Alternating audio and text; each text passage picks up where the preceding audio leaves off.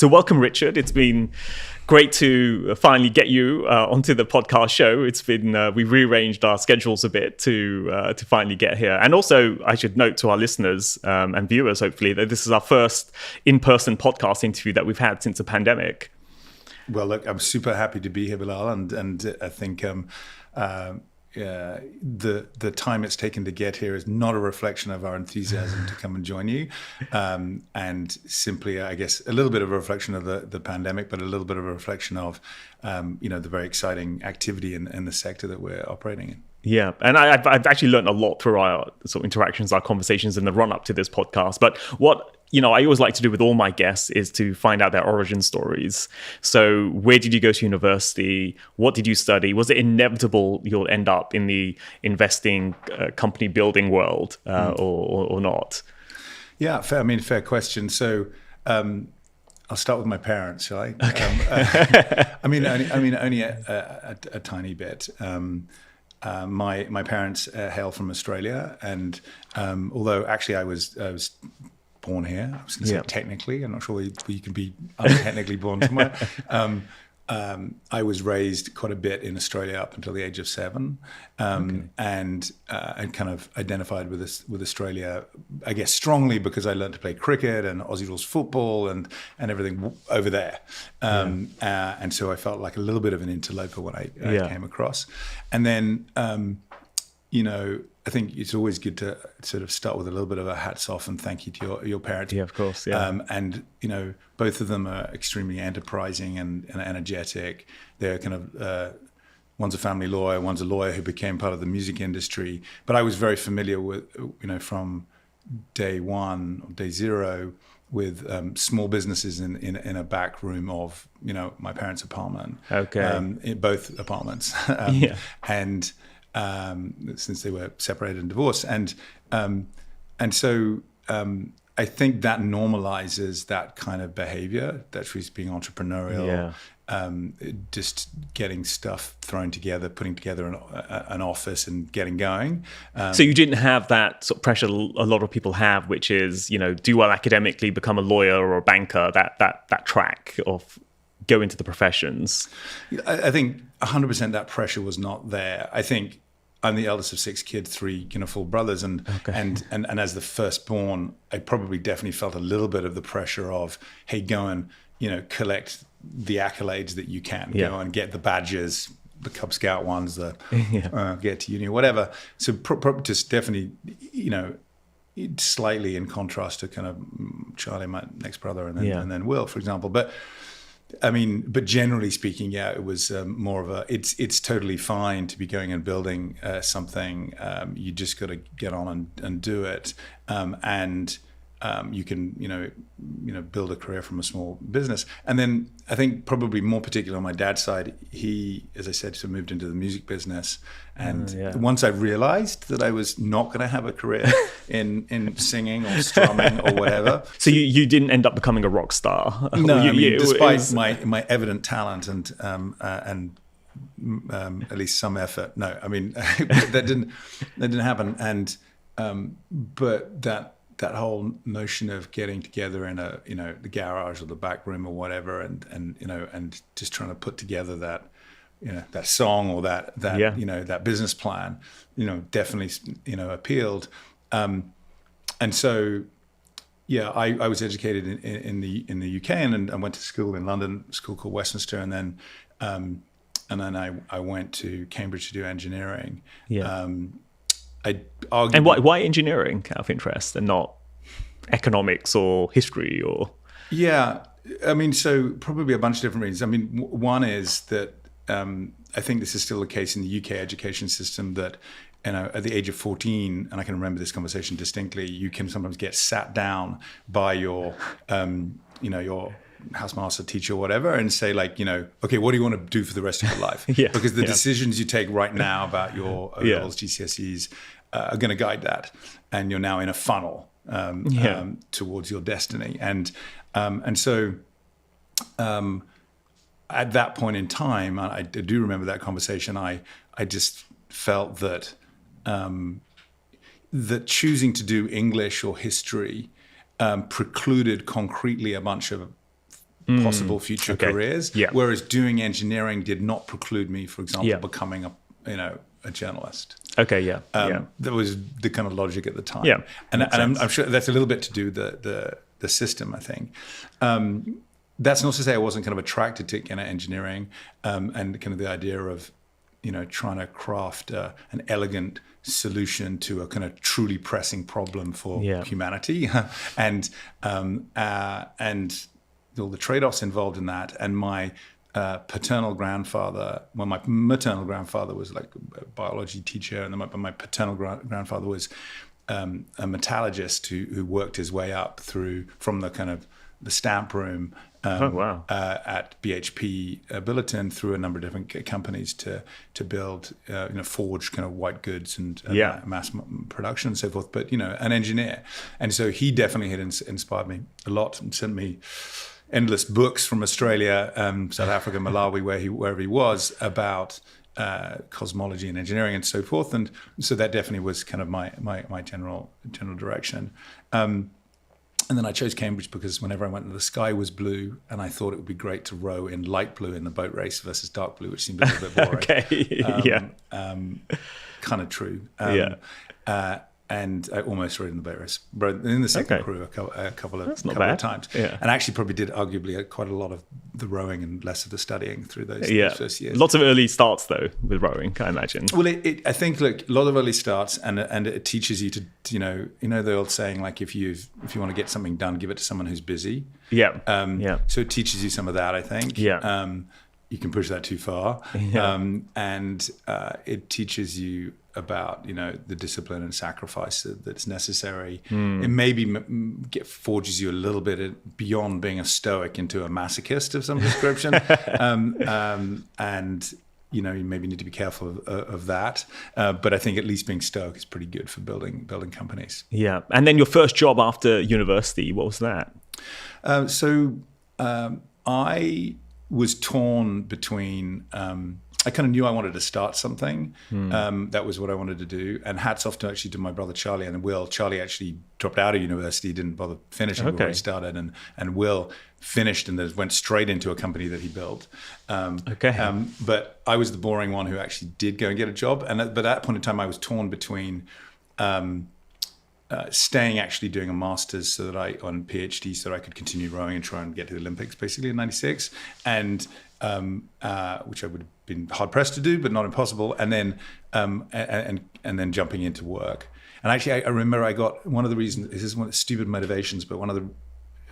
I mean, maybe this was a kind of post-rationalization, but one of the things that made me happy about letting go of rowing seriously, and that whole beautiful meritocracy and beautiful sport and whatever, of being out on in the fresh air, was the fact that there was this car, the TVR Tuscan, that I remember cost like maybe 25 grand. I can't remember, but I mean, I just felt like, oh gosh, I could start earning money and then maybe I'd be able to own like a car like that. I did actually work at Lotus and McLaren as my kind of industrial experience while I was at university. So I'd come through that a little about that car side. So there was an interest.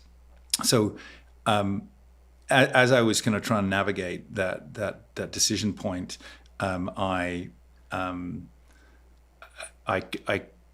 kind of asked advice on which were the really interesting firms to join, that kind of as a kind of more as a backup, frankly, but also to continue my kind of give me some business education. And I decided banking. I probably to this day don't really understand what happens in banks. And I think a lot of people in banks don't know either. I mean, I genuinely don't. And then at the time, I really, really didn't understand exactly what goes on. It seemed a lot of fuss about, not a lot in a sense. And I therefore didn't really apply to banks, but I thought strategy consulting sounded like a great education and a great thing to go and do. I failed to get a position at McKinsey or at Bain, but I got a position at Monitor Company, which I put on a list actually because Martin Sorrell had recommended it, and because his son Mark Sorrell had been someone I knew from university, and so I had a conversation. I actually talking to him about how to run the boat club better. But anyway, And so he rated the firm, and they're kind of a boutique strategy firm. Yeah. Sort of master strategists they wanted to kind of craft. And you worked in a number of different industries. And primary to their business was the telecoms industry. Okay. And so I didn't work very much in telecoms with them, although I, for example, did some consulting projects with folks like Telefonica and Siemens on the possible impact of voice over IP.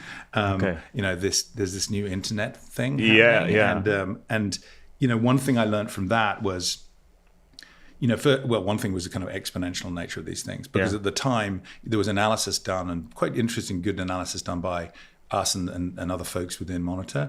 And it was a bit like, gosh, this is exciting, but it's going to take significant changes in order to, get the economics and quality out to where it's going to be. And so in the short term, of course, everything went slower than you expected. Yeah. But in the long term, now basically everything is running over IP. And so that was one project that they were doing that gave us an insight into telecoms.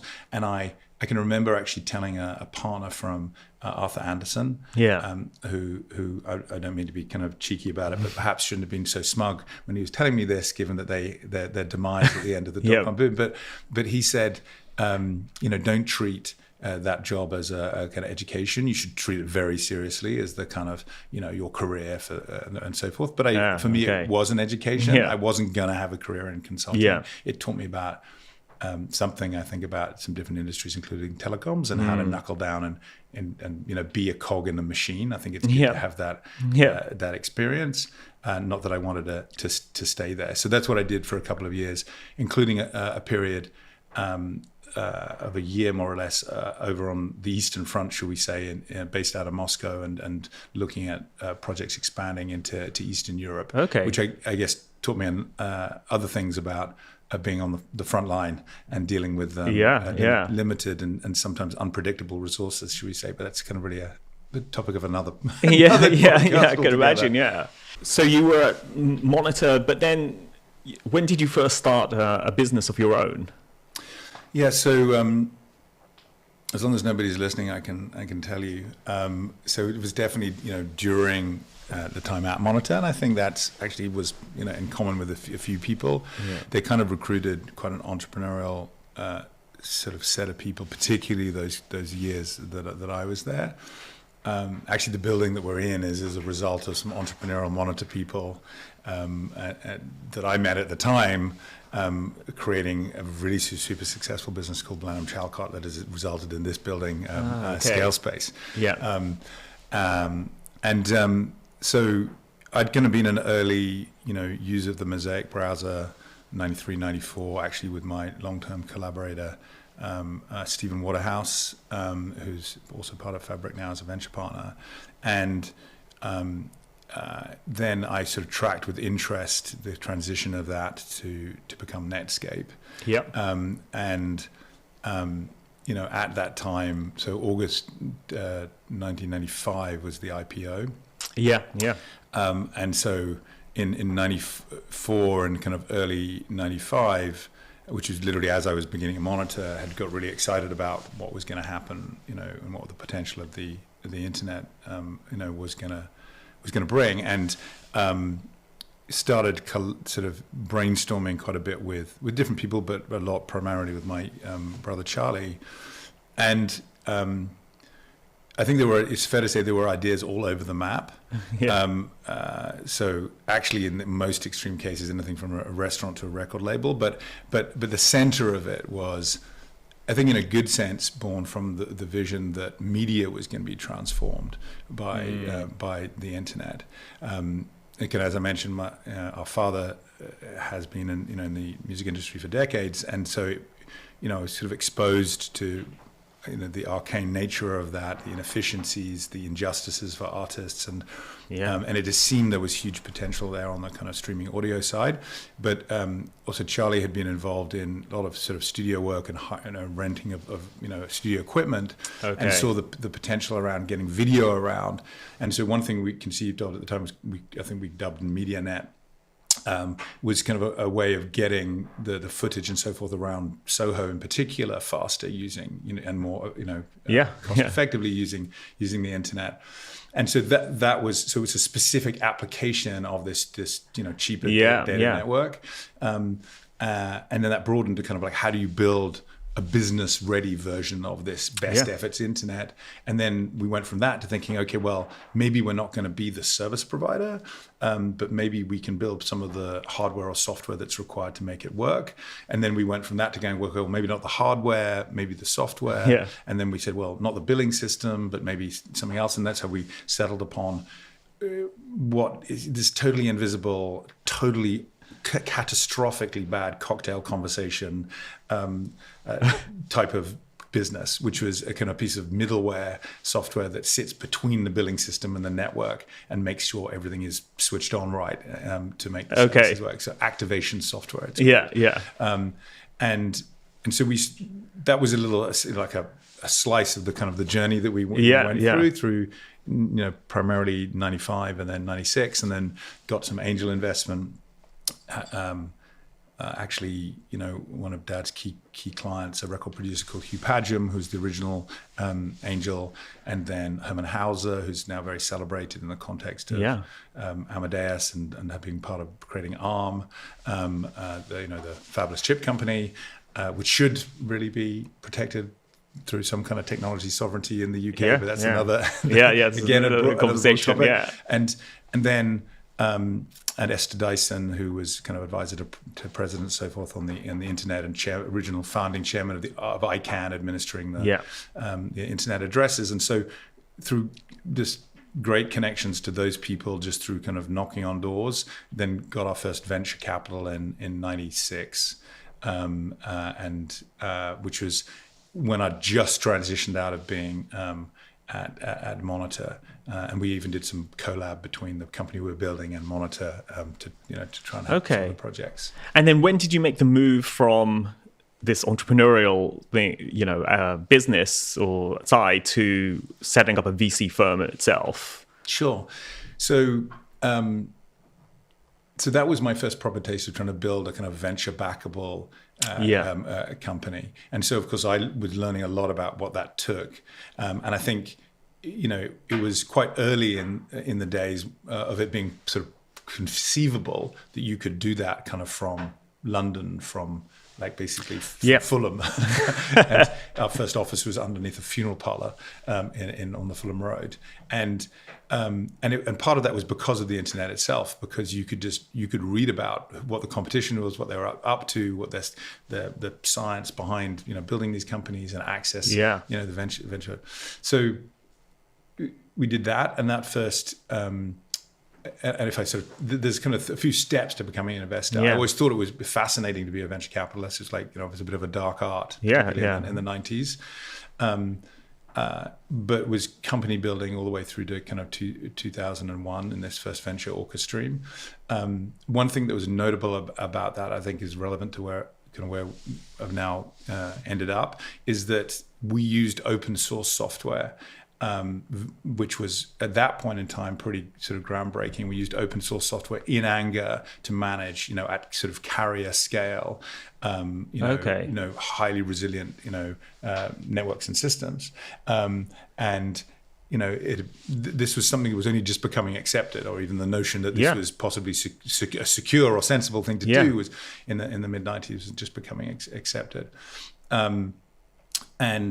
Anyway, we listed that company first on the London Stock Exchange and then on NASDAQ, and then acquired a NASDAQ company, and then merged with another one, and then got acquired by Oracle ultimately. Again, there's a whole series of discussions about the lessons of that. I felt I'd had like at least one career in completely by the age of 28, 29. And then I came out of that, and courtesy of ordering a margarita at the same time at a PC forum in Arizona, Esther Dyson's conference, got introduced to Jim Breyer, who was the managing partner at the time of Accel Partners, who had famously then went on to write an Accel check and his own check into Facebook at the Series A at 100 million and do very and build an incredible company by any measure.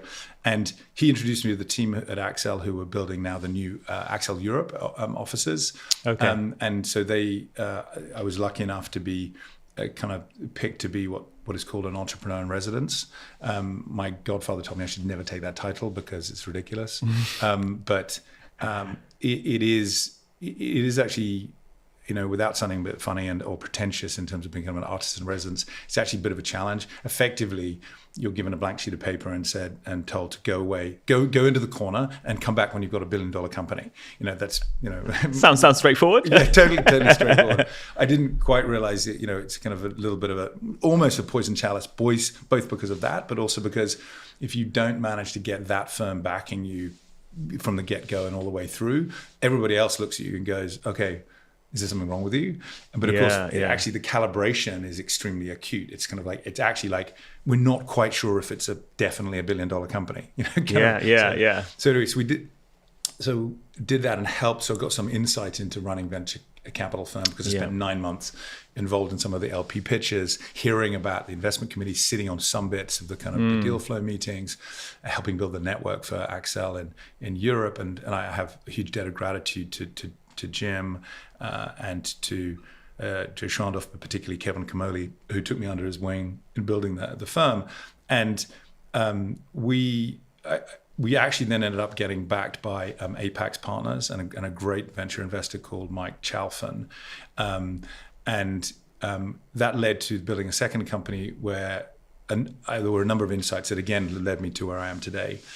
So we'll build a company that was very early in the cloud space.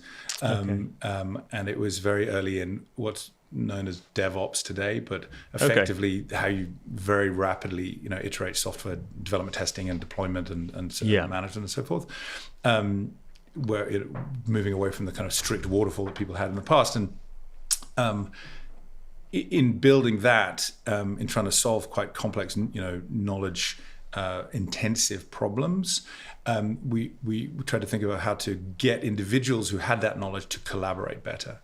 And so we both used sort of primitives of what later became much more fashionable machine learning and AI, ontological, data models, graph-based databases, semantic reasoning engines, and so forth. We used those to try and tackle the problem on one side, and then we also looked at how do you incentivize distributed people who don't necessarily have a common set of interests or indeed a reason to get out of bed and kind of share their information to actually do that, to solve a problem. I mean, concretely, you've got very complex IT systems, say in a bank, and with very granular information that sort of pertains to them running every day. But someone actually has a tendency to hold on to that information and protect their fiefdom and protect that local optimum of for the business, versus collaborating and sharing it to move to a kind of actually a greater optimum for the business.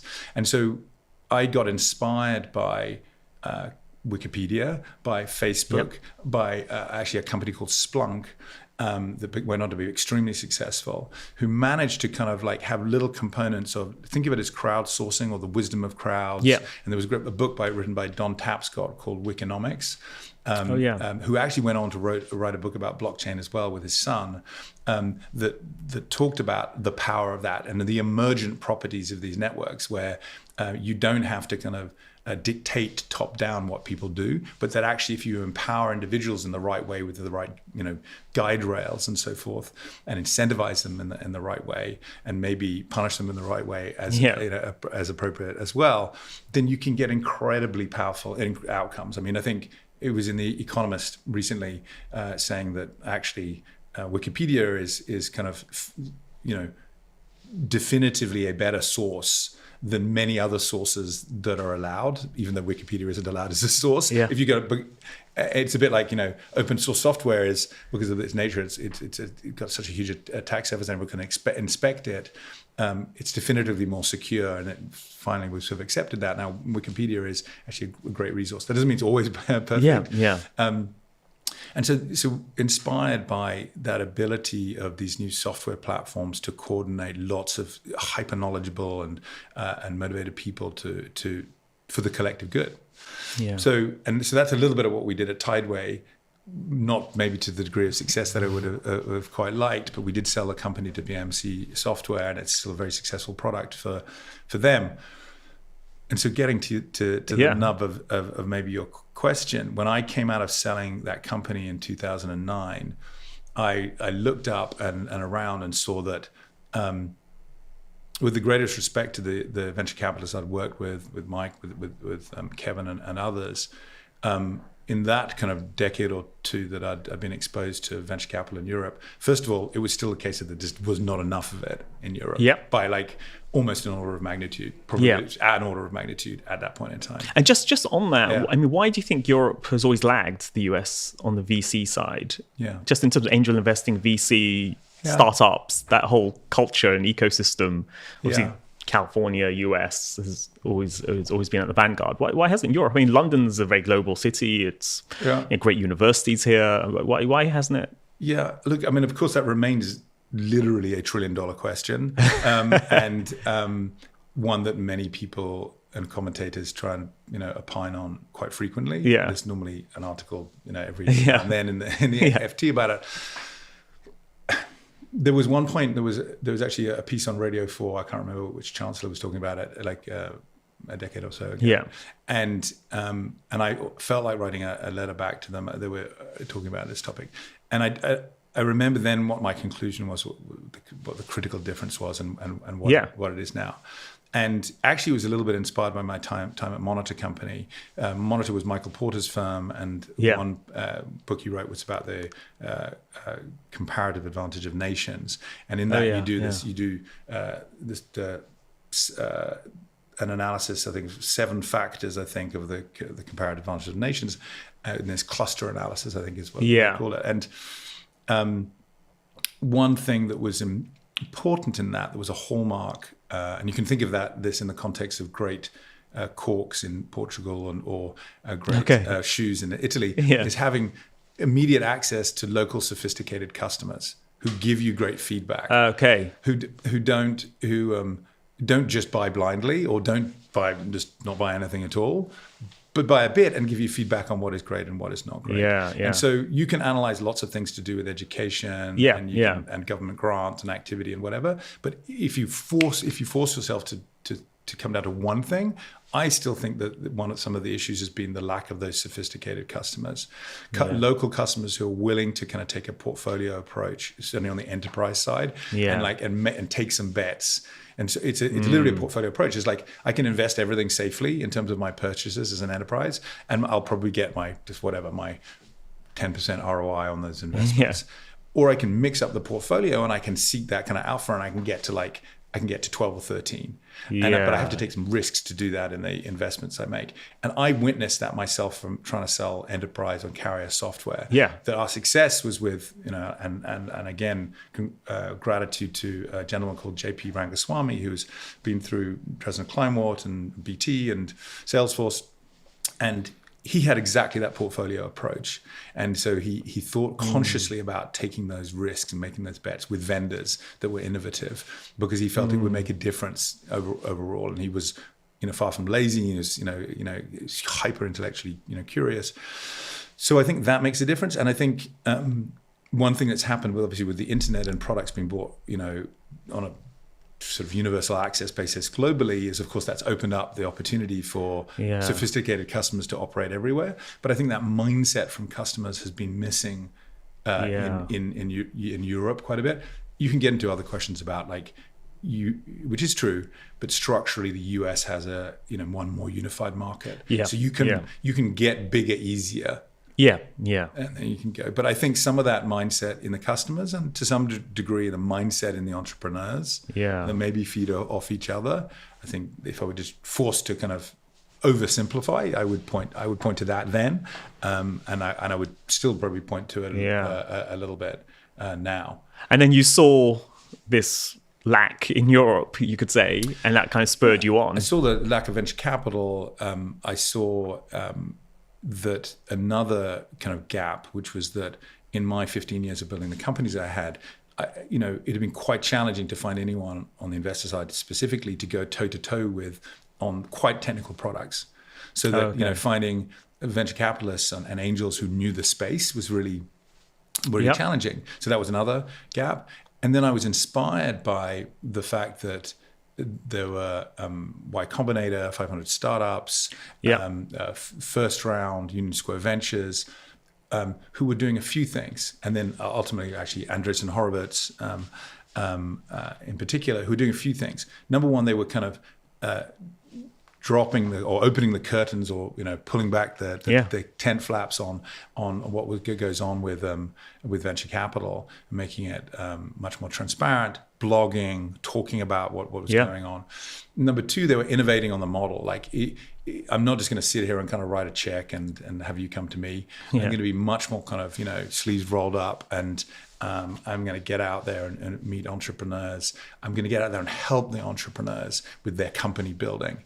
And I'm going to actually gear up the whole company. Famously, this is the way that Andreessen Horowitz described it, that they were inspired by Mike Ovitz and CAA, and the way that they gave 360 support for the artist. So we can sort of go back to the artistic world. Back to the artistic world, exactly. That they were inspired by that and said, well, let's do the same thing. Let's say that ultimately our primary customer really is those founders who can see the future. And so, we need to do everything we can to support them and to attract them in the first place, to get selected by them.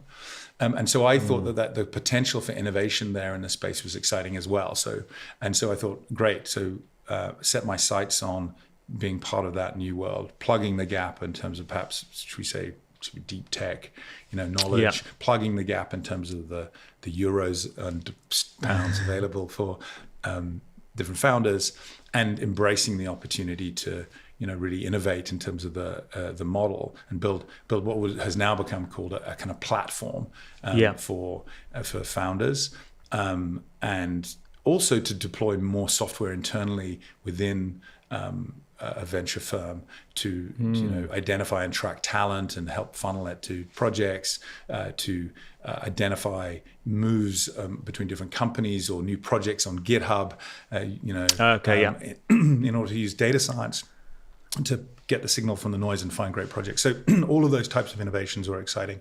Excuse me. And so I quickly discovered that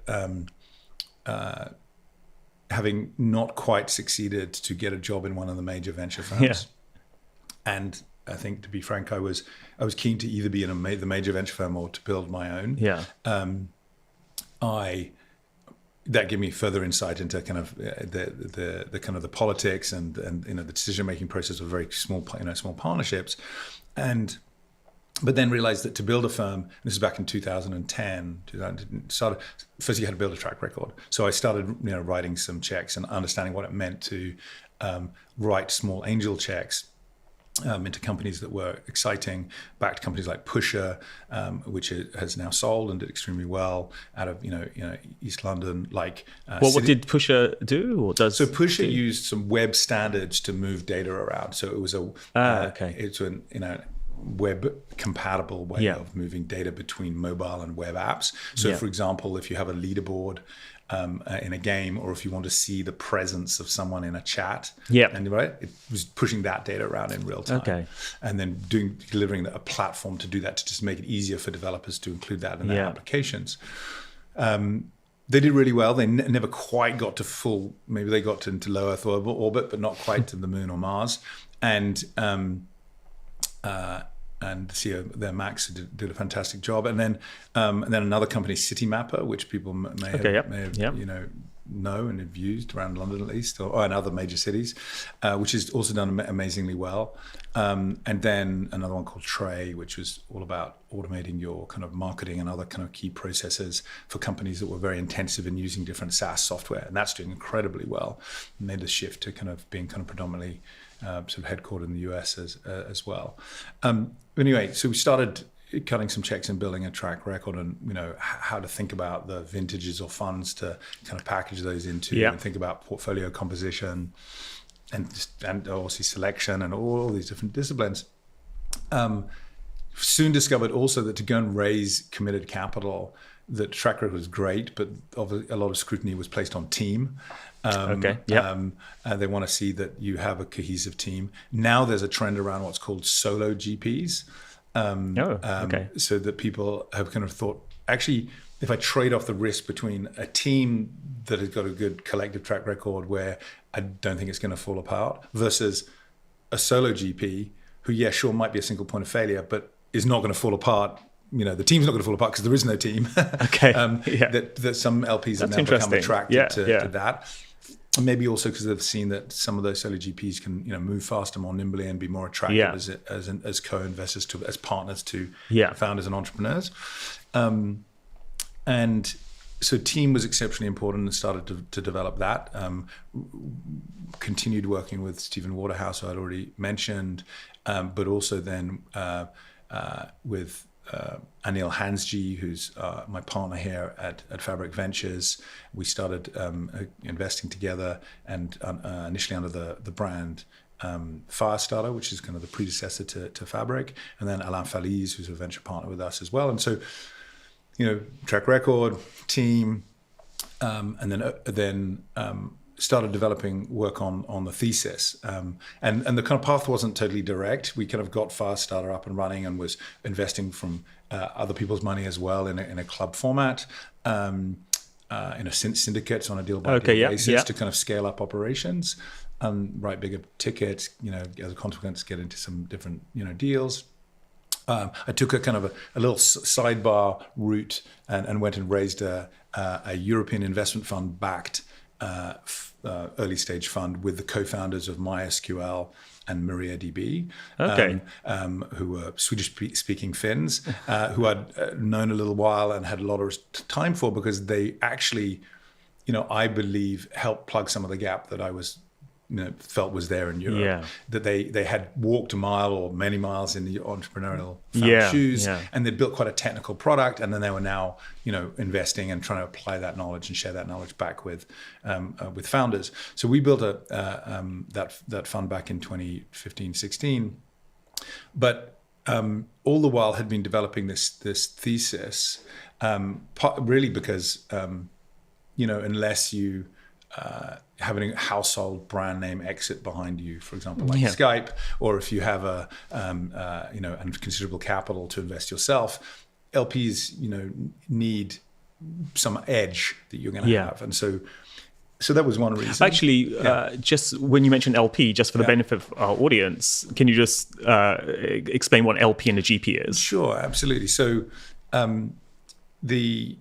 effectively, when you're building a committed capital, fund in venture, it's a 10-year fund, and maybe you'll charge 2.5% a year and 20% carry above some either fixed or kind of annual hurdle rate. And to put some numbers on it, you might expect to historically, if you want to be targeting kind of north of 3.33 and a bit X return, over the period of the fund, and the kind of what the IRR is, well, depends exactly on the kind of calculations and the deals and so forth, but it's really mostly focused on that multiple, and the fund that you're deploying from is a partnership between an entity, which is the GP itself, the actual general partnership, which is the legal entity, which is managed by general partners or partners who effectively are side by side with partners who are limited in what they're contributing to just capital.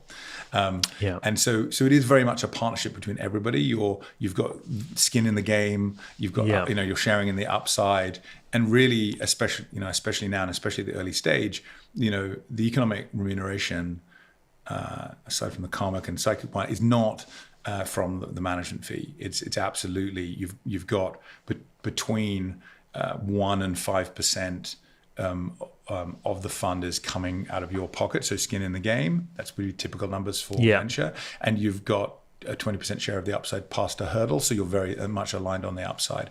And so your internal partners are the general partners, and then your investing partners are the limited partners. Yeah.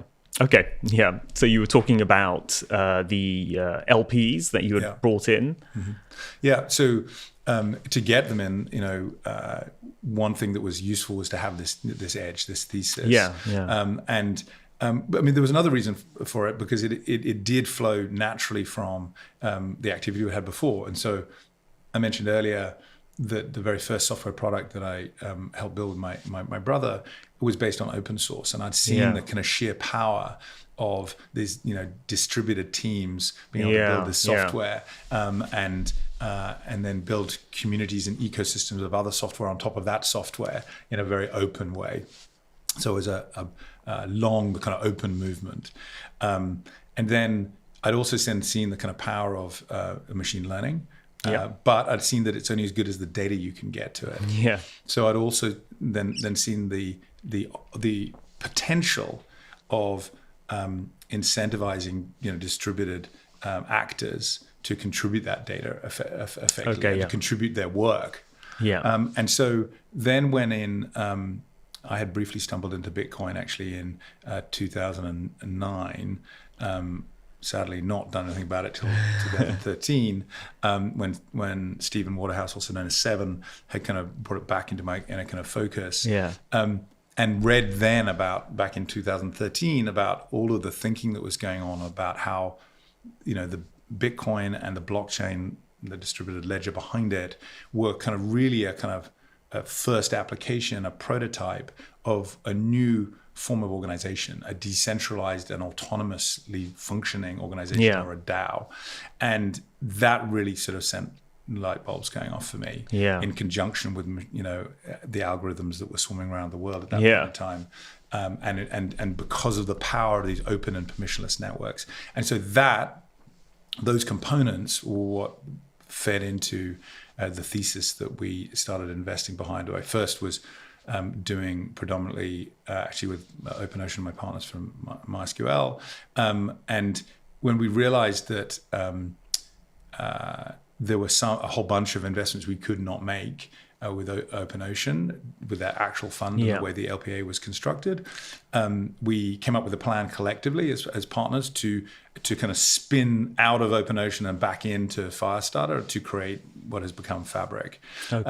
And because there were, first of all, there were two real reasons why it wasn't possible with OpenOcean. Number one, a lot of the opportunities here are quite early stage, and so just a little bit early in the kind of risk appetite for OpenOcean. But also, some of the way that ultimately the value might accrue and you might secure your liquidity and your exit and your returns for your LPs would come through tokens, so coins or tokens so cryptographic representations of digital scarcity that are intrinsic to these new decentralized organizations or networks that are being built. And most LPAs, limited partner agreements, did not have the ability to invest in those baked into them.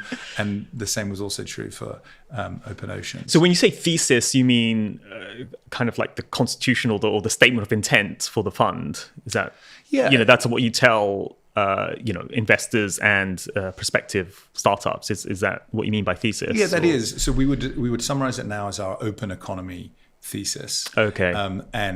I guess it's a statement of less a statement of intent. It's more a statement of kind of a vision of how we think the world is going to could unfold. And so to kind of maybe dig into that a little bit, normally it's useful to think about what's wrong with the world at the moment that makes it necessary to envision what might come next. And I think we're all net very grateful for what the digital world has brought us. Much more borderless world. It supports every type of activity, and I think unless you're a kind of super cynic or a populist or something, if you look at the progress of humanity writ large, the world is a better place and continues to get a better place on all of the normal dimensions. I'm not expert on that, but we're war and poverty.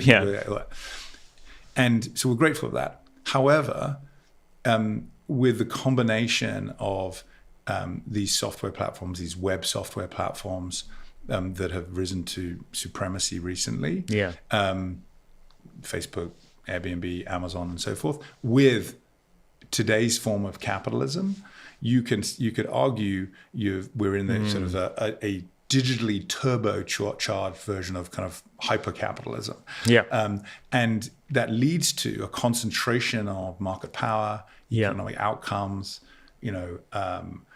governance power, political power amongst very few people, certain organizations, but very few people actually within them. And when the platforms that they're governing and from whom they're kind of siphoning the kind of economics off actually are totally interwoven with our everyday lives. Everybody sits up and gets, and we know what we're talking about. It's whether it be the addictive and possibly emotionally distressing nature of the infinite scroll, or whether it be disinformation that might spread on different social media platforms or e-commerce platforms that are optimized for too much profit. And by the way, in no sense, frankly, do I think that individuals or even the collective organizations intend to do any evil at all. But I think it's just the nature of the software platforms being optimized to support the generation of profit. Classic sort of follow the money, if you will. And so that's one problem. And then an opportunity is, if we could move away from these software platforms that become quite monolithic and insular quite rapidly, to move away from not just open source software, which is a bit like having blueprints available that you can readily use to build your own software openly, to actually having live running services that you can plug into other services at will that in combination do something fantastic. So let me give an example of that. If you're today, if you're a driver on Uber, you don't really own your reputation. You don't own your track record. It's all inherent to that platform, which means that in the first instance, if you want to take that and use it to be a really successful driver on Lyft, you can't do that. Is that right? Is it right for the individual from a perspective of managing their data? And I think Europe actually has been really interesting in leading the way and protecting the rights of individuals around their data. And that's one angle to take on it. But also, is it right or helpful that if somebody else comes along, be it Lyft or someone else who comes up with another application, some other problem, so maybe they want to find people who speak Spanish and who've got a stellar reputation with delivering people across town and who work in a certain part of the world. But they want to find that through a kind of API call. But they can't access that reputation of those drivers because it's locked in Uber. So that's just a small example of if you can make those underlying services more composable, you can increase the rate of innovation, and the rate of innovation is going to lead to better outcomes for the end users. And because what we observe in these big platforms, what we would call Web 2 platforms, and we refer to kind of Web 2 as that legacy of Facebook and LinkedIn and so forth, and Web 3, or the open web in support of the open economy. What we see is that those platforms, although they may start ingeniously to serve the needs, in Facebook's case, of collecting girls' telephone numbers, and somewhat trivial, but perhaps, although maybe essential, into the behemoth that is Facebook today. Over time, they cease to serve the needs of the users and start to serve the needs of the platform. Whereas if we can construct a different software architecture that is at many different layers, operates in a more decentralized way, then we can move away from that. And the core innovation at the heart of that is this notion, you can think of it as a revolution in ownership. It's taking the physical concept of ownership, which we understand, into the digital realm and saying, now I can give you ownership of your identity. I can give you ownership of the data that you leave in your exhaust in the digital world day to day. And I can give you ownership of different types of digital assets that are baked into this new digital realm that you operate within. Yeah.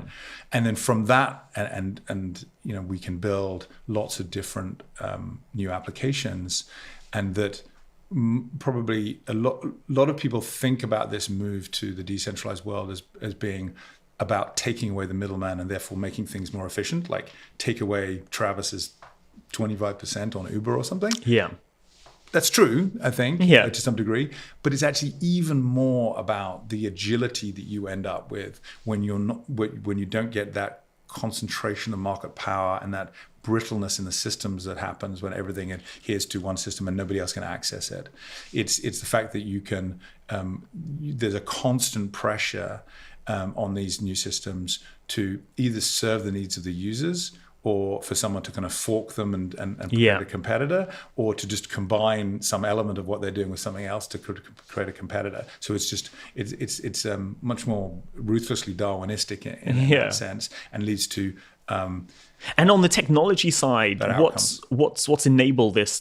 Why now, and not 5 years ago, or 10 years ago, or 20 years ago? I mean, what is it about now? I mean, to point to one now, you have to point to whoever he, she, or they are, Satoshi Nakamoto, who himself or herself, put together a combination of different elements, game theory and cryptography, and to deliver Bitcoin on the Bitcoin blockchain, and white paper being from 2008, but you can see online in great histories and stories about this. That paper.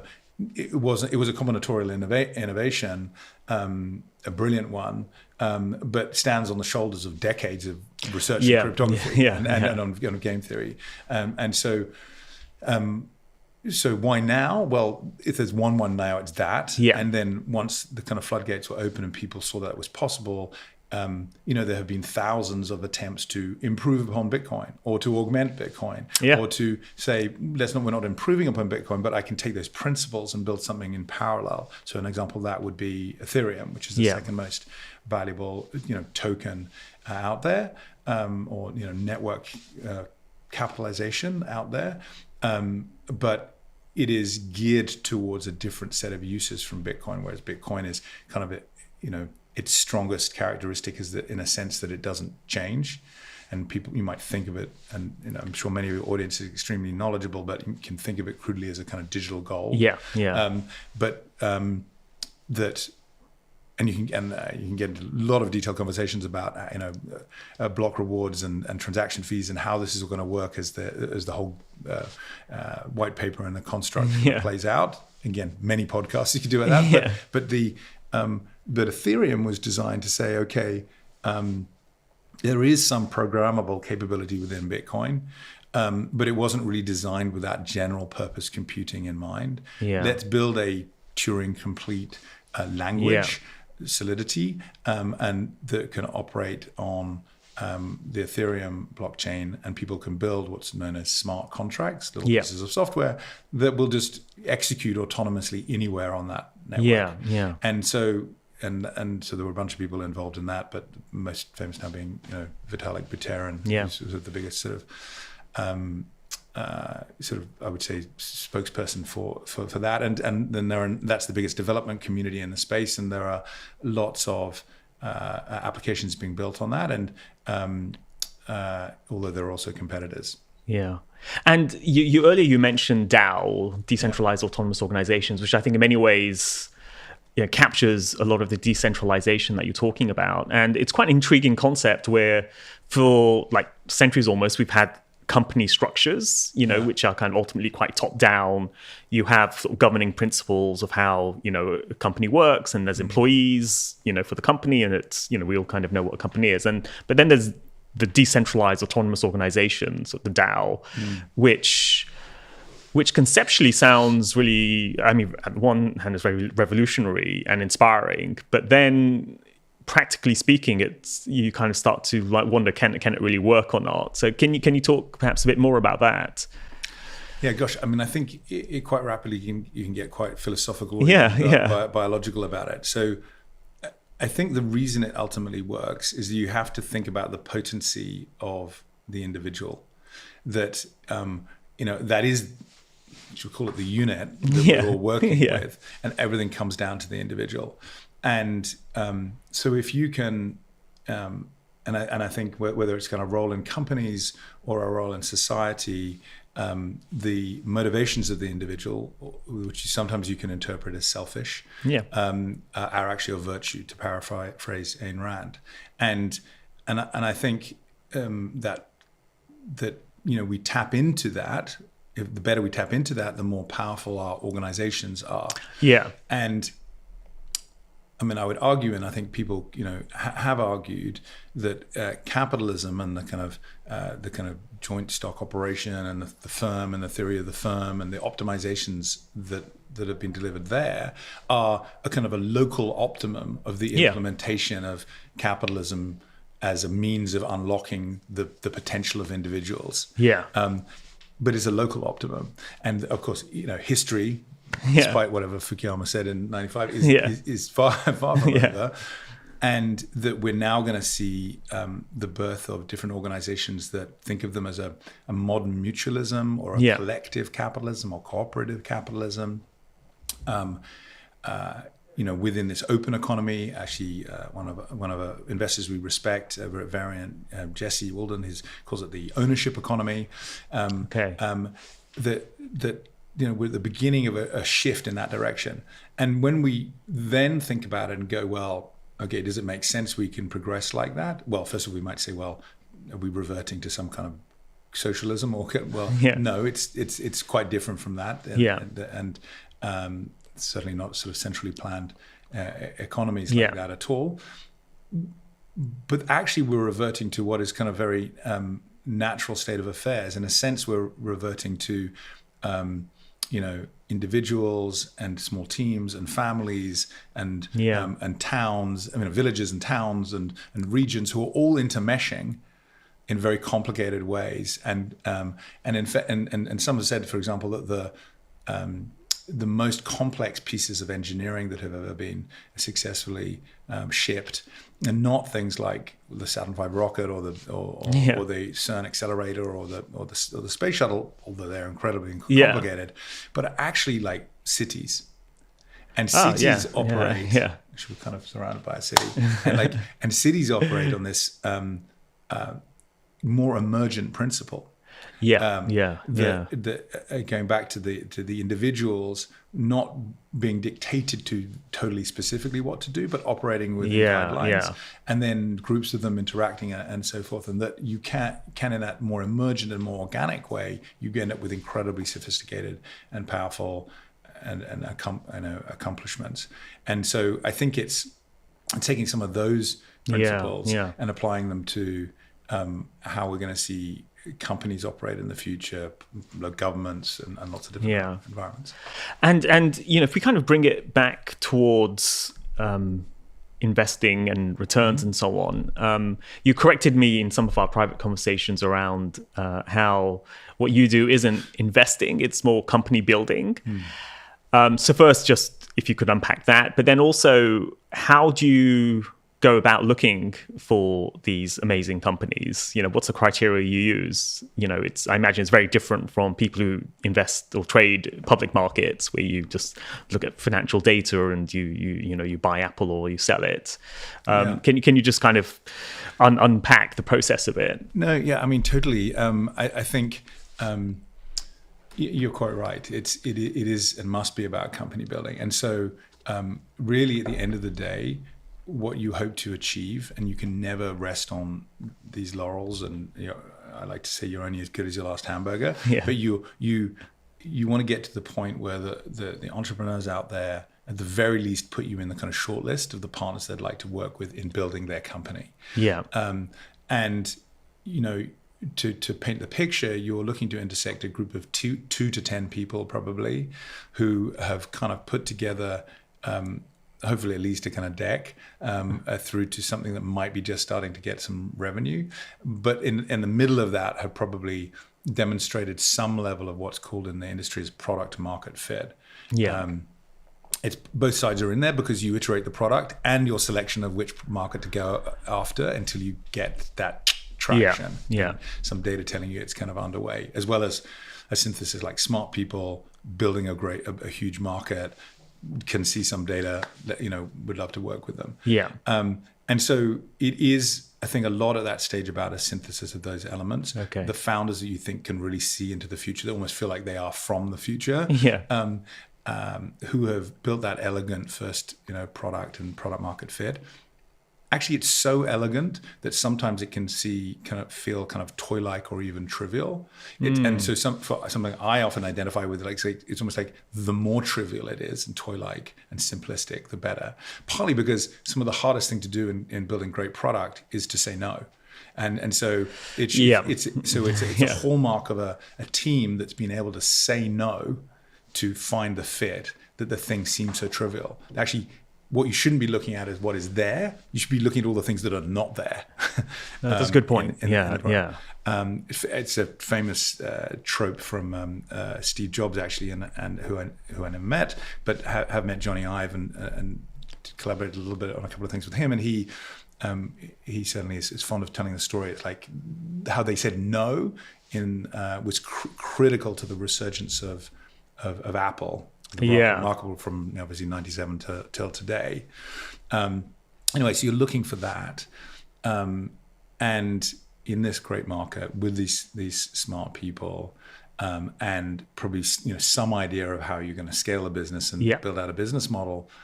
But if you can't solve for everything. And if you spend the time and challenge, everybody too much on like actually what is the business model going to be, and how you're going to deal with whatever hiring your 1,000th employee, and do you have the experience to do that? You're going to be focusing on the wrong things. And I also generally or fervently, I would say, actually probably believe if you're thinking about replacing the CEO or pivotal sort of team members, it's probably not the right partnership to get into. You're really dedicated to building an organization around that team to optimize for making them successful. It's the way to think about it. And actually, even to the degree, and I was it was a TED talk from a CEO, Mike Cannon-Brookes, CEO of Atlassian, Australian company, who done incredibly well, about the imposter syndrome that he felt in building his company. Because you get backed as the founder whilst you scale through doing things you have no idea about. But nonetheless you're the founder. And so you're incredibly well equipped to kind of retain the focus on the true north and the vision, and to inspire and energize people. And all of these things in trade-off are much more important.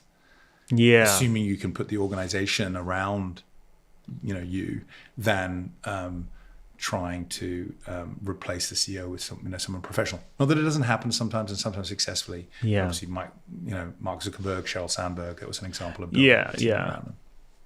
Okay, I mean, one question that always comes up when you kind of look at startups is the cash flow side of things. So they could have the product market fit, they could have a great product, but they could just be burning cash. And you have this vision at the end of, okay, they're going to scale and they'll make some money, but obviously they're burning cash. So I mean, how do you think about the financials of organizations? First of all, that's where we come in. If they weren't burning cash, you would need to come in. They wouldn't need venture capital. And of course, seriously, that should not obviously be the reason to burn cash. However, it's more likely that if we're in conversation with a founder and they're reluctant to burn cash, it's more likely that we actually think, okay, maybe this is not a great fit, than the other way around. I mean, there's a limit to that, and there's other sort of serious conversations, seriousness, frugality down to the details that you're looking for. I think Sequoia famously talks about looking for people who know how to spark an inferno of demand, a kind of wildfire-like inferno of demand, which is actually where the brand Fast Starter came from. simultaneously know how to save paper clips. That's the kind of characteristics you're kind of looking for in your founders. So I think, you are looking for people, though, who are brave enough to go and spend the money. You're expecting there to be a kind of J curve in terms of the capital that's required before we come out the other side, because it's inherent, really mostly, that if there is a sufficiently large market in existence or being created and sufficiently smart people gunning for it, that and enough firms and therefore venture capital firms have got their crosshairs on it, that all things being equal, if you're not spending money to try and secure victory in that particular space, then somebody else will be. So you're going to get out. You're going to be outgunned, so there's a timeliness to seizing those market opportunities. So you do want to go and spend it. So you're actually not looking for being cash generative or profitable. You're looking for that appetite for investing, for future growth, or even actually before that, you may be investing in just the capabilities of the product that is going to make it the killer product, and then investing in capabilities of the product that will give you a business model. And we haven't come on particularly to the business models of Web3 or the open web, which we've been touching upon them in the sense of decentralized autonomous organizations, and there are whole structures where the participants in those networks ultimately benefit by ownership of the token itself. So it's kind of, it is that mutualism. It's kind of like owning a piece of virtual real estate that makes it worth your while in kind of bringing your wares to the market on that real estate. But and so that's a whole area, and we've written, I think, some blog posts about it. It could be pretty interesting, but it's never evident necessarily at the beginning what the right business model is. So if you take Google in the Web 2 world, they were behind in terms of the kind of pay-per-click ad revenue quite considerably. I think they maybe 5 or 6. They didn't. It was Overture who'd kind of like invented that model. But then they took that model and they refined it and optimized it. And then they went from kind of being behind to being kind of massively ahead within like about, 12 months. And then 12 months later, they were IPO'd for, many billions. I forget the exact number. But there were serious conversations going on Google about the level of expenditure and whatever. And prior to that, it's just, I think, an interesting case study of what actually can be inherent in the way you have to think about how some of these companies might progress and the risk you have to take. And at the end of the day, I think it's fairly well understood, about probably, by everybody that in amongst your listeners, that in venture, you're not just looking for a 10x return. The way we think about it, you're looking for, in a portfolio of 10 to say 30 different investments, you're looking for a blended 25x return. So that your initial check should be doing considerably more than that. That by the time you've then followed on in 2 or 3 more rounds, that the blended return is 25x or more. And actually, we see in the open web and open economy space, where there are a whole set of self-reinforcing network effects go on, and then there is a whole fervor of excitement around the potential for the token, that some of the returns can be considerably higher and faster than the 25x. And so the corollary of that is that you are comfortable that, and in a typical numbers for seed investing, from the Kaufman Institute, 50-60% of your investments go to zero. And actually, I would go further than that. That I think you have to be comfortable with that. You have to almost seek that in your investing. That if you're not on each investment taking enough risk that you can that you believe that actually you might be more than half wrong. Put it that way. Obviously, you don't ultimately like it if you are not, but then you're probably not taking enough risk. And further than that, and this is something I have appreciated in making my kind of transition from being in the kind of founder's hot seat to being in the kind of venture investor's hot seat, is that you actually want you're looking as a venture investor to each individual founder to take the risk that you want them to do within the portfolio. So they have to be happy that there's a merger. I think it's Steve Blank who talks about the merger between their business model and your business model. Yeah. And the exchange, the pact, I won't call it Faustian, but the pact that's being made is that in exchange for that capital, I'm going to take more risk than I would have done if I'd just been operating on my own. It's not just I'm going to spend more money, which has clearly got more risk attached to it, but I'm really going to take more risk. And that's what you're looking for in each of the founders that you're. And in terms of the founders, I mean, at some level, it's a people business. You're finding good people. I mean, are there certain traits in founders? Like when you meet a founder, do you think after a half an hour conversation, you think, okay, this is the person I'll invest in, or is it just so varied that you can't say that? Or no, I think there are traits. I mean, I think there are traits. You also have to be very careful that you don't, obviously do the classic selection bias and look for things that are familiar to you from yourself or from your experience. And I've got examples of where we've tripped up in hindsight probably on that. But, but I think I mentioned already that you're looking for people in a sense who have such clarity about what the future might look like that it almost feels like they're from the future. And what goes along with that is that they're incredibly deep into their particular topic. And so they really know that cold. Because you have to be able to kind of make the judgments of what product to build and how to take it to market and so forth. I think that obviously that attention to detail, that passion for the space they're in comes across a lot, and it's a characteristic. I think there's definitely a determination and resiliency you're looking for that you want to sort of slug it out. And belief that you will get there in the end, because it inevitably tends to be a long journey. There's a really interesting balance between confidence and openness to feedback. So folks who are kind of like super open to partnering and having conversations, not just because we believe that we are good people to listen to at all, actually, but rather that is a great characteristic for what is effectively, I mean, startups are not even really companies. They're kind of vehicles for kind of iterative experimentation. They're vehicles for lessons to be learned. And so if you haven't got a leader who is capable of taking on those lessons, but also confident enough to make decisions, so that, then you've got the wrong character at the helm.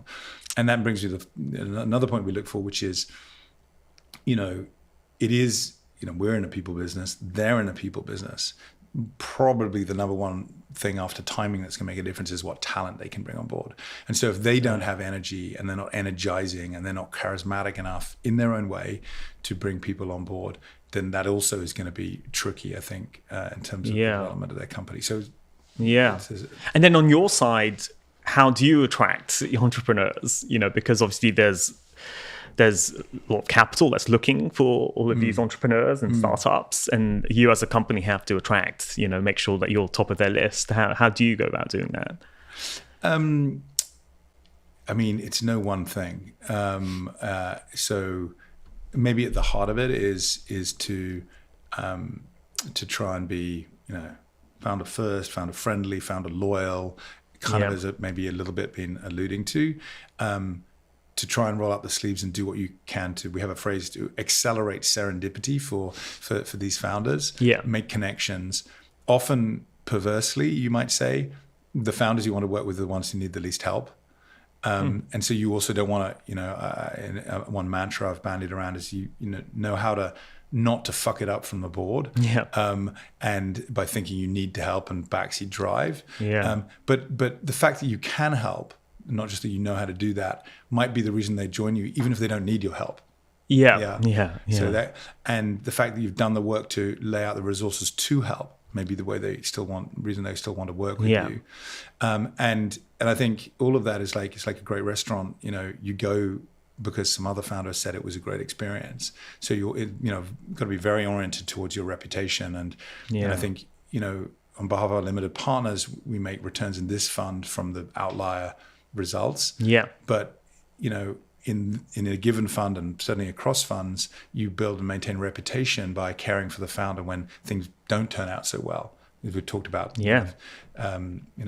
outcomes going to zero, how you care for people's livelihoods, lives, families, whatever, amongst those organizations and help land the plane as safely as you can will help maintain your reputation on the downside as well. And that will mean that founder may say, yep, go and work with these guys. Yeah. So I think their reputation is totally critical. Yeah. And we've kind of danced around, as you said, the web 3.0 world. So can you elaborate on this? Talk about some sectors, companies that are really interesting in this space. Yeah. How close are we to Web 3.0? Yeah, I mean, closer than I think folks might think. First of all, there's a couple of $1 trillion of value now in the tokens and coins that are inherent to this space. That's certainly a number to conjure with. It goes up and down, but it's there. Secondly, I mentioned Ethereum, and on the Ethereum network, we've moved from just having the open web that you're able to exchange money and value and run smart contracts in a decentralized way, infrastructure, if you will, of this new decentralized computing paradigm, to Ethereum now having a very vibrant set of applications and primitives or Legos or building blocks around decentralized finance, and we call it sort of open finance because we see a collision between those primitives and open banking and the challenge of banks.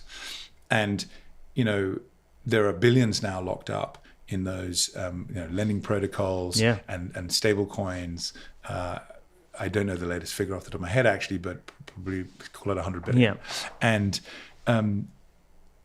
And that's exciting that people are experimenting with that, and people are providing liquidity to decentralized exchanges, which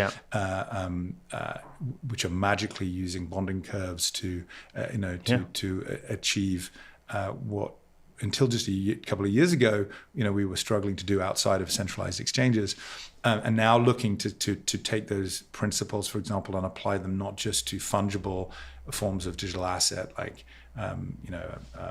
a DOT or an USTC trading pair, but to apply to non-fungible ones as well. So how do we create decentralized marketplaces for representations of assets that are non-fungible? Be that real estate, or be that art, or be that an Mbappe football card. And so I think that whole decentralized finance space is playing out. And again, I kind of mentioned it before, but I think the real power of it is that these building blocks or Legos are being created, and then they can be assembled into yet more sophisticated applications. And that's why I think we're going to see an incredible pace of innovation, and that actually fundamentally at that frontier, I think this may be an overly crude way to look at it, and I'm kind of like a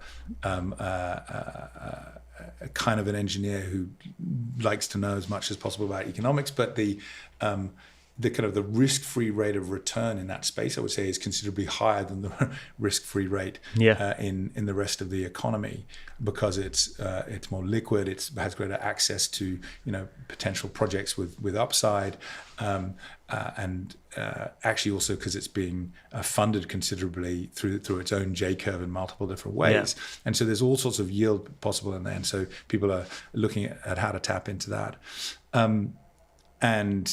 and how to marry real world assets with that space. So that's an incredible kind of sector that's taken off. And just on that, on the DeFi, the yields are incredibly attractive.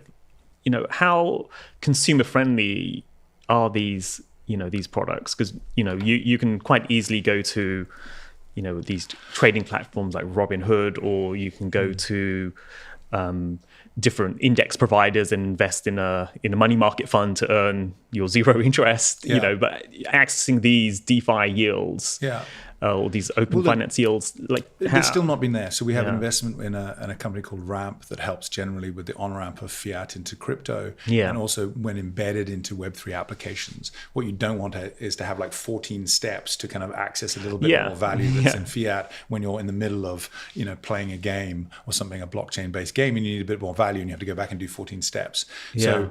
So Ramp is addressing very successfully, for example, some of those challenges.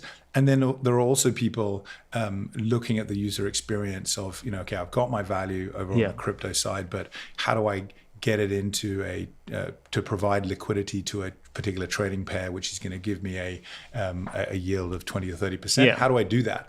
And of course, that can't have multiple steps, and it can't have user experiences that are going to give you the heebie-jeebies and whatever. Most people are not going to do that, let alone some kind of early majority. And so there are really interesting companies building capabilities around that now. And I think it's important to note that ecosystem, that sector, open finance, decentralized finance on Ethereum is really kicked off.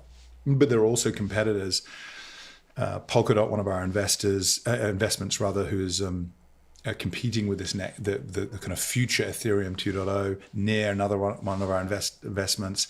And Polkadot, for example, there are tokens being launched on Polkadot already worth hundreds of millions. So this is also maturing rapidly. So it's not just even about open finance just on Ethereum. There are other contenders. And Polkadot, what's its angle? So Polkadot's key angle was that it said rather than it allowed each individual what it calls a parachain to share in the security of an underlying relay chain, they call it. So that means that if you want to build an application that uses a blockchain, that you don't have to solve the chicken and egg problem of getting a lot of value on it and participants or nodes on it before it's got sufficient scale that it's secure. Yeah. So it was better for on-ramping these new applications. Okay. It also meant what that delivers actually is what's called heterogeneous sharding. So it means that there's effectively you've taken one blockchain and Ethereum has this problem, and you've sharded it into different separate blockchains across which there's an index. And in Polkadot's case, each shard is used for a different application. In Ethereum's case, and in other cases, people have got homogeneous sharding going on where it may not be a different application. You're just, sharding it for different reasons. Splitting the data sets.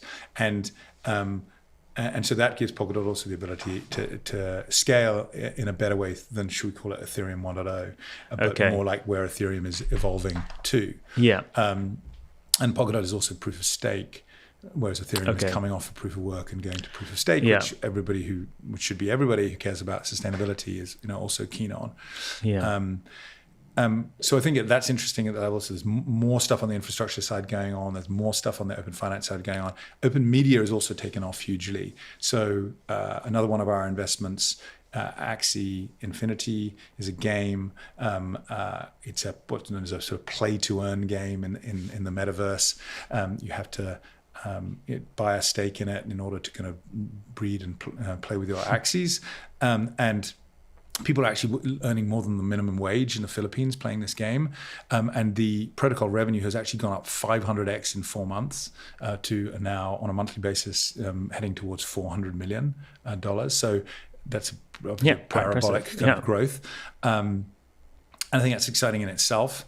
But also, we're seeing similarly exponential growth in another investment, So Rare, which is dealing with football cards and fantasy football around them, and it's all officially licensed with the players and the leagues and the clubs and so forth.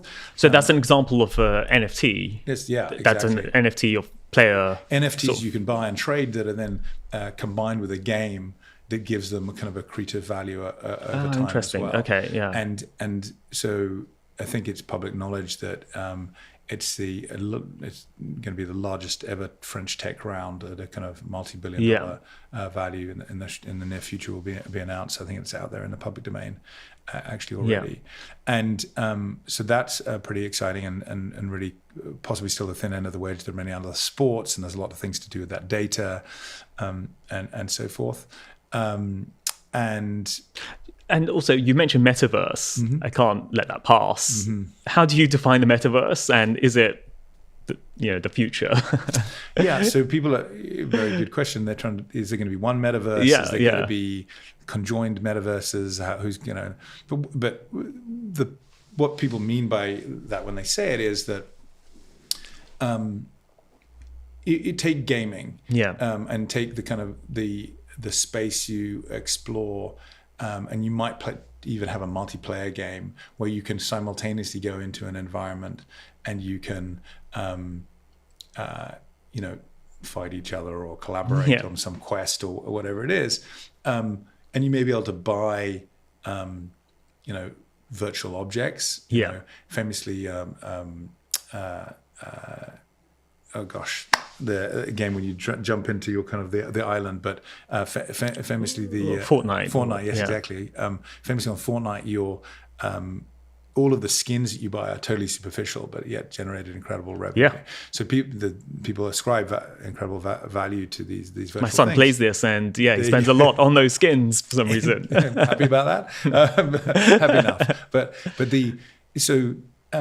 But in that world, at any point in time, someone centrally could decide to dismantle it and take away the value of those objects. And those objects are sort of pure operational expenditure, really. They're not capital expenditure. They're not objects you can trade and accrete in value over time, because it can be undermined like that. But if you add to that gameplay we were describing, that cryptographically enshrined digital ownership, digital scarcity we're talking about, to the environment itself and the objects within it, that is what people think of as the metaverse. It's becomes something that because it's enshrined in cryptography and protected in that sense, and because it's then owned collectively, it effectively becomes impossible to dismantle it.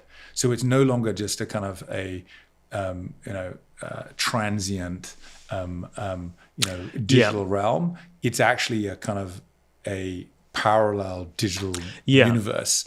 So companies like Epic Games, which owns Fortnite, they have to make a decision about whether they want to open this up to that or whether they keep it centralized so they can accrue all the value. But then other games will pop up which allow this, which they may attract people, and this is how the market will develop. And exactly. And I would argue, reprising what I've said already about kind of local optimum. I would that it may take a while to get out of that local optimum, but there's a much bigger opportunity out there if you have these connected universes or more open platforms. And that's not to say there's going to be one metaverse. And the metaverse,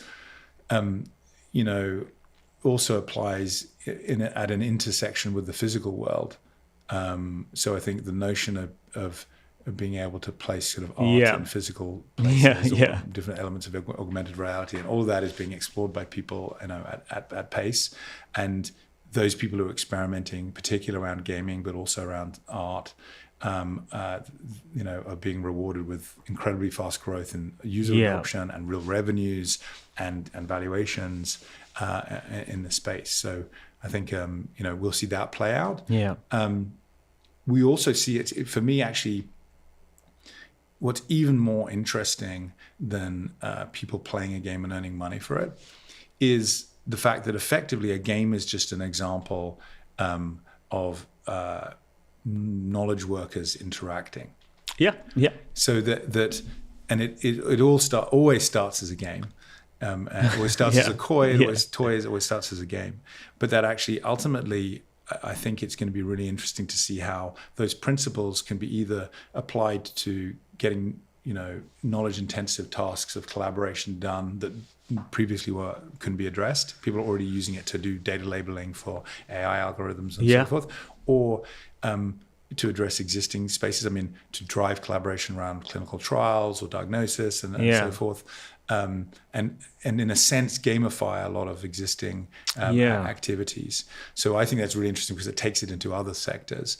And we see open healthcare, again, through the full life cycle of healthcare as, self-evidently ripe for, the better application of thinly spread data to really important questions of life and death. And that's what this can help harness. It's got the reason it doesn't happen quick because it's got real questions of privacy and regulation and jurisdictional, constraints and so forth. So that happens.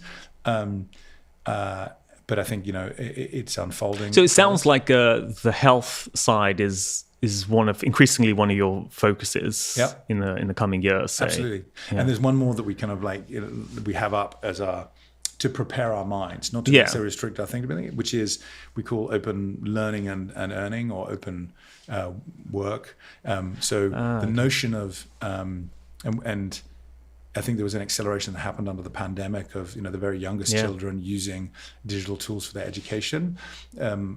But the idea, from my perspective, and I think maybe many people's, that if you're the records of your education and all of your tests and everything are increasingly digital, and your CV is digital, the fact that should be owned or kind of be resident in a platform like LinkedIn that is actually owned by Microsoft, it doesn't seem to make much sense ultimately, that there has to be a kind of a fairer and better way that it should be owned by you. And I think even Microsoft realizes this. They've been playing with the notion of decentralized identity resident on the Bitcoin blockchain, because they understand that people would do more with the applications built around that if the login and the CV was not owned by Microsoft. And so we foresee a future where that happens, and that you build from the kind of nursery to the nursing home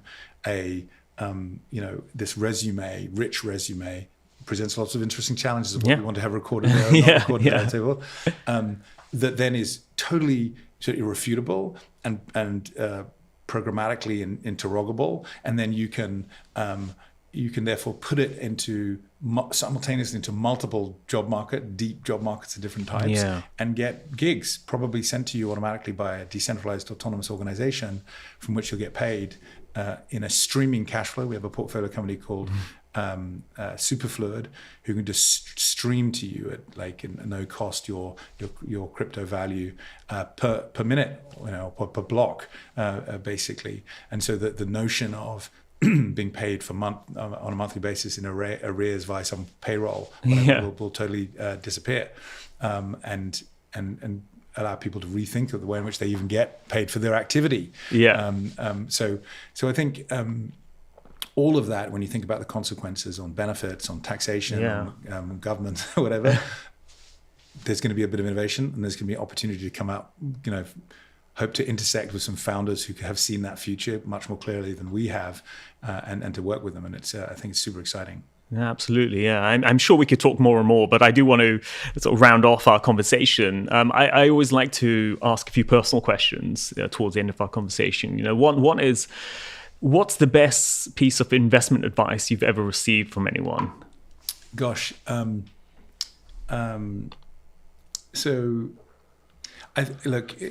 I read a book by Peter Lynch called One Up on Wall Street. I mean, it really depends whether we're talking about investment advice or kind of company building advice or co-company building advice, because in a sense it's kind of quite different. I mean, what I read there, which I thought was actually neat at least, which is that if you find a product that you really love, don't just buy the product, buy some of the shares of the company behind that product. Because if you love it, then probably a lot of other people are going to as well. And so, it's kind of more like a retail investment advice. But I like that. But it's getting back down to the brass tacks of the product, itself. In terms of investing in the seed stage, that early stage in venture, we've touched upon it, but I think it comes back down to the people. And are you going to be excited about partnering with these people to build this company? And if you're not, for whatever reason, then go and find someone that you are excited about working with, because it probably works both ways as well. So. And then the other question was on the productivity side. You're presumably, like everyone, you're inundated with information. You have tons of calls coming in all the time. I mean, how do you manage your time? I mean, how do you filter information? You probably get pitched all the time. Do you have any hacks or any system that you use to try to just contain everything and filter things? Gosh, I mean, I'm probably the last person should be asked about this, but chaotically might be one way of describing it. I think from that chaos you can have creativity. And I think, without being kind of disrespectful to people's time, I think actually the more you can optimize for the time you spend on any given activity over the shortest time frame, the better, because you actually have much more information about where you should be spending your time. And then in terms of what you do, I mean, I think this is sort of well understood, and certainly it's the best piece of advice I've absorbed. Don't write lists. Just when you know something needs doing, put it in the diary to be done, because if you don't schedule the time to do it, it ain't going to get done. We do write a little bit of lists in terms of organization. we go with the whole objective and key result, Yeah. John Doerr and Intel inspired approach, but that's kind of really at a kind of annual and quarterly and monthly level, just a high level set of lists, and then the bit in between of lots of other lists. Then you get into project management, and then that's another domain. But personal productivity, that's the kind of way in which I'd operate. Yeah, and then the last question is: are there any books that really influenced you? Yeah, hard question to answer. Kind of a whole range, either about kind of biology and sociology, or about science fiction, definitely. Yeah. So I think 2 science fiction books: "Stranger in a Strange Land" by Robert Heinlein, and also Robert Heinlein's Future History. The first one because it effectively talks about a guy who comes from kind of slightly messianic character who comes back from Mars, and it forces humanity to think about their very nature. Yeah. And so I found that quite epic as a story, and it's sort of the introspection. And then in a different way, Future History was about a character called Harriman, who I think Elon Musk has based himself upon, and kind of funds first, I think, successful moon landing privately, and so he's successful enough as a businessman that he can do that. And it was just interesting to future history vision of how things might. And people at the time would have said that's ridiculous, but of course that's actually now happening quite a lot. I think that kind of we touched upon the importance of the individual and self-determination and responsibility and so forth, and so I think Ayn Rand's Atlas Shrugged is a seminal work about the kind of quote unquote ideal man. I have to mention Steve Fairbairn, his book about rowing, some words on that, and then just because it gives context, rather than talking about kind of Harari's Sapiens, Jared Diamond's Third Chimpanzee, which talks about that our genetic proximity to chimpanzees. That if the alien was sketching out the species that actually would be part of the same genus with the chimpanzees rather than distinct, I think that's humbling, rooting, and makes one think about all of our societal behaviors and individual behaviors from first principles, which I think is got to be a good thing. That's great. Now it's been an excellent conversation. Now if listeners did want to reach out to you, or viewers I should say as well, wanted to reach out to you to learn about your ideas or contact you, what's the best way for them to do that? Sure. So Twitter is the primary way in which we sort of share updates and thoughts and so forth. So I'm on @RichardMuirhead on Twitter. And then also contactable on richard@fabric.vc. That's VC as in venture capital.